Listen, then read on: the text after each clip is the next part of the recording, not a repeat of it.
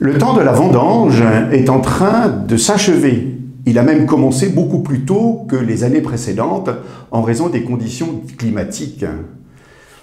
Selon les régions, cette vendange s'annonce en fait exceptionnelle parce que le raisin est manifestement très sucré, même s'il a connu peu d'eau pour gonfler. Cela contraste par rapport aux autres domaines du monde agricole où les récoltes ont souvent pâti de la sécheresse que nous avons connue cette année.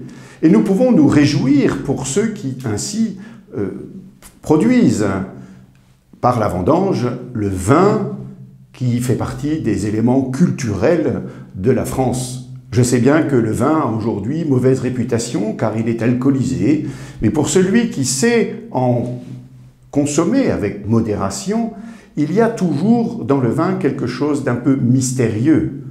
Nos ancêtres déjà s'étaient bien sûr rendus compte que le vin peut contribuer à la joie et ils avaient vu une dimension divine à ce breuvage. Nous, chrétiens, nous l'avons même gardé dans la célébration, puisque le Christ Jésus a fait du vin de la messe sa présence lorsqu'il dit, lors de la dernière scène, en montrant le vin, « Ceci est mon sang », c'est-à-dire « Ceci est ma vie ». Puissions-nous simplement, si nous savons apprécier le bon vin, ne pas le garder pour nous-mêmes, mais au contraire, savoir être de ceux qui mettent la joie autour de nous, remplis d'une joie qui vienne de Dieu.